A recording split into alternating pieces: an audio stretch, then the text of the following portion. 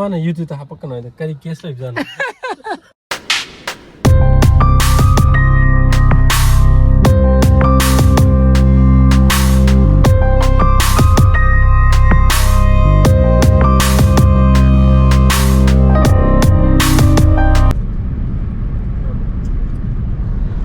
Good evening guys, welcome back to my channel. Mem ngai ben kali. Si te gi nung shirwa. no Inaw ani come friend na tro. Come friend ni ga daro ga. Inaw ani come friend. Akoi hum pullare ko. Akoi pumin naramba nung shirwa inaw come friend ama long bai tare. Adu akoi hum long yaw sa di. Cheng madi mayum nam dagi chasina to pani da. Adu timing je pharak ta na gi bidagi. Aduna nupi rom do ina haidarasi aduna moirang dan nupi ba aduna moirang rom do ina haidarasi ne akoi hum haidari kuire pun da ba thengna da ba ibani ji kha thengnai da ama je ni je amaji angang yaw gi bidagi chingre mapa gi bidagi diaper change to da ba matam sangre ba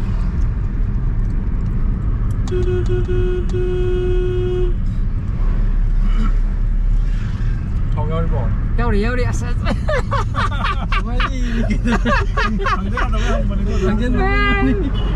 Kawan lama dia. Oi pemuda di jeng panira. Oida.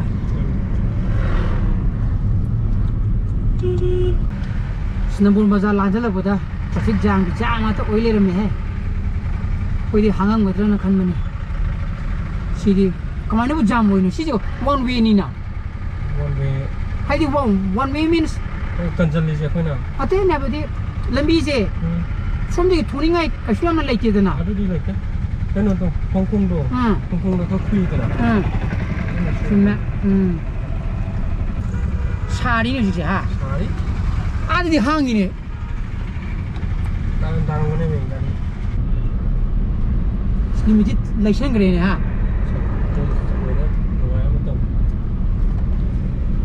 Halap pada mam jeng ni mana gini mam ni ada nanti limit license gre pungmari asal ya ko pungmari tarabu ni 350 ani tai je limit license gre limit se ching ji ki marumda lai gre ko dena koi ju Bishnupur di oksala ada borje koi mamang thara ga di chalam du mali kai khan ba di timing je na di mai ta sala na mang tong mai thok lem na ba dena chal ga yo ga khang ni ko welcome to Moirang mari ma khai ta khare Moirang yo ba kan da he lai than duri ko ani jine thengman da na ba sorkani ya mi di lai kapsili juro ba okay good adana yore ko akoi mi yore do e ja changi dangai di ba ko moi gi jacha nong ku bi to don thile ga changi dangai di akoi nangdi nangi e sab tar kai do ri mo jina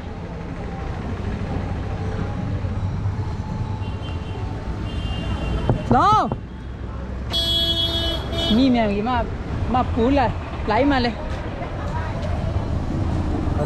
bandalam ada na longom di sile reka sorong pan di sorong pan ko baja ni gari di chila kini ai phải cái kem udah ra ha tóc dia ha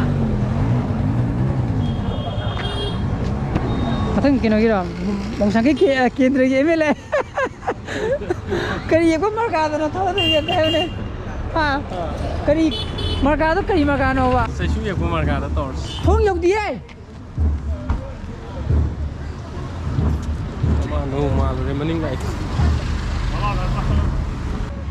ra ini mate kamna hanu salami ne ha kamna hanu salami ne sina ha ai di ubu di ga sang na mun ma maning phang ra ai na nong na sai phone tori do kai yor ge ba do nan kai ma sa da to ga lak pa gi बाप ने बा ante sound to ta da bai tere nusit phu idra nusit phu da bai tere maduna ina ꯆꯤꯡꯅꯔꯛꯄ ꯑꯗꯨꯒꯤꯅꯦꯕ ꯈꯪꯉꯕ ꯑꯩꯅ ꯅꯠꯇ꯭ꯔꯦꯁꯦ ꯅꯠꯇꯦ ꯃꯥꯗꯤ ꯀꯌꯥꯝ ꯐꯖꯅ ꯂꯥꯛꯅꯤ ꯍꯥꯏꯔꯝꯃꯦ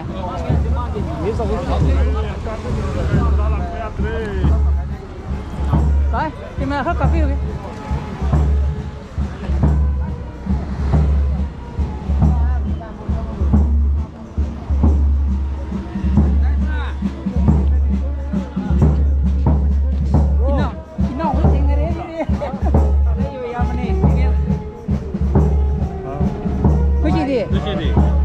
kayaknya labor kan gitu, kok mana saya pun tahu nih mana, kok kan gitu.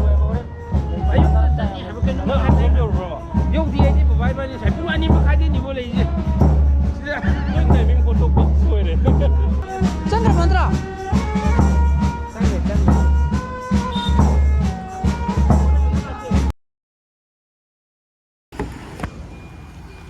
As. Aduna.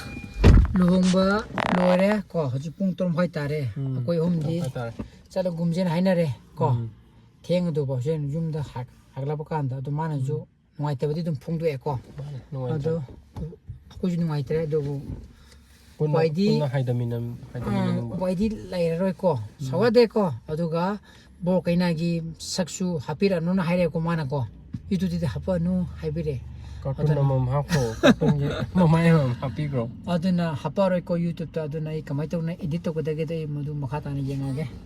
Sa class mo ni thauji na. Ado mana YouTube ta hapak kana da kari case live jana. Asi di ko aduna sa class mo. Yare sa class mo ta ko ju yum da haida bra kiram to raje. Case an dile ram ni hai. Haju bo hotel mo ha. Hangni Hangang gidra.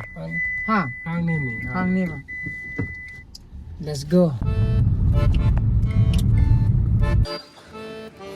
Aduna Ningthong Kong Bazaar ta khami ko isa cakes and soups ta coffee gumba phambrana coffee gumba actually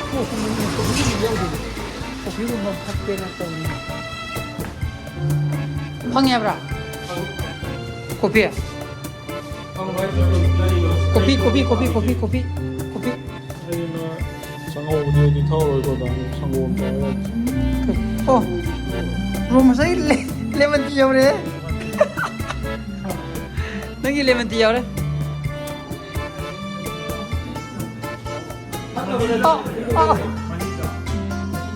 akoy jo ni khakta mum tha ge keno ko ma ji sorry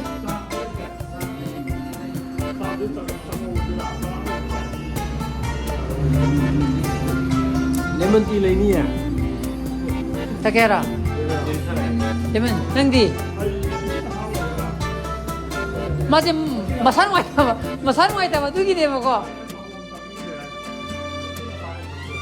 레몬 티마가 누가 비빔 비비러 누가 cái chân này sao bị chân ai chân này cái cái cái nào fried rice this half chicken fried rice half no 우리 어머님 다 하는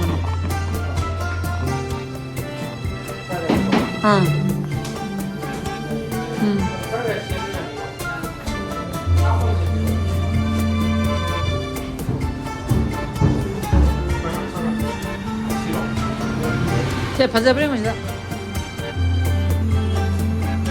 지금 너 언제로 오든 손다. 시다. 맞다.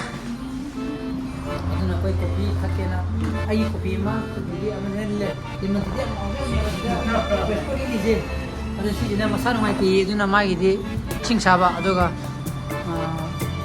아이디 그냥나 아니가 꼭 담이나 거 어디나 프라이드 라이스 하고 먹고 올라가 징레 뭐디 사로 시는 징레 먹고 해보고 시는 로마사 아도나 프라이드 라이스 하고 먹사로 좀 거기 동네에 그다음 머닝도 다리고 시지 뭐 해양 코피라도 못 लागतना अब कोही म बेरा खाना नि ग आई coffee लाए हम जगी इसिंग साबा लेमन टी याम मौजो न पानी को जी अत नंगना हाव हेबा कैसम बाकी लेमन टी तो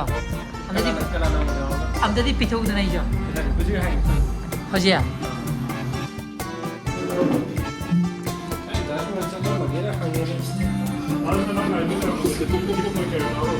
haไอ้แต่มันก็ยาวกว่านี้ก็มึงเล่าเรียนนี่